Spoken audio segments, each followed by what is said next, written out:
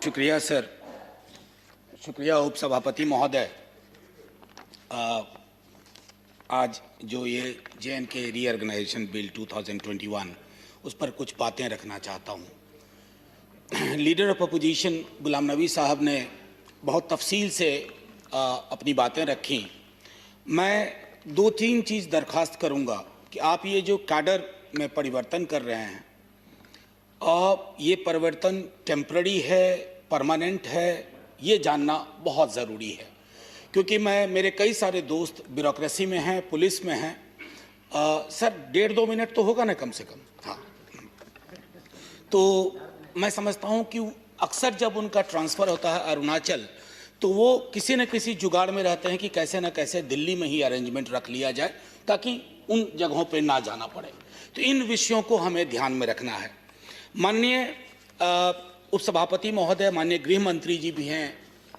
Education से मेरा ताल्लुक़ है और कई सारे मेरे स्टूडेंट जम्मू कश्मीर से हैं और जम्मू कश्मीर में वो अब टीचर हैं।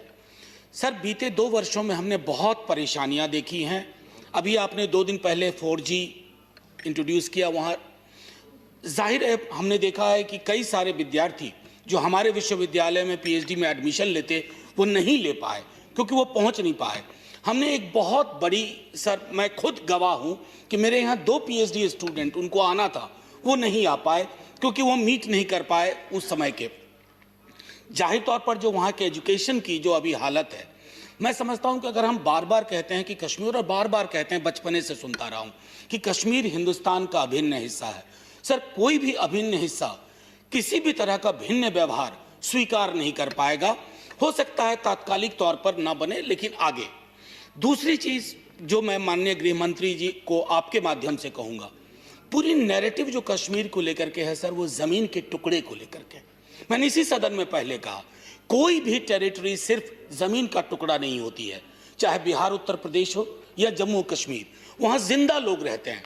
सर 1 मिनट और ले लूँगा, उससे ज़्यादा नहीं सर। वैसे भी कई लोग तो थे ही नहीं आज सदन में, और नहीं कई लोग थे भी नहीं सर।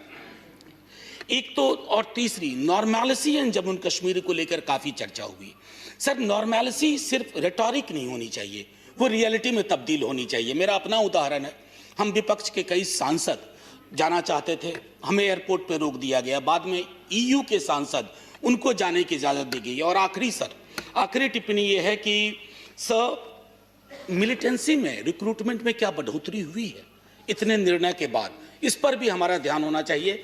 और कश्मीर को नॉर्मल करिए, कश्मीर की नॉर्मैलिटी तथाकथित पूरे देश को न झेलना पड़े, कश्मीर वाली नॉर्मल जो हम हाल के दिनों में देख रहे हैं दिल्ली के बॉर्डर पे, वो ना हो सर।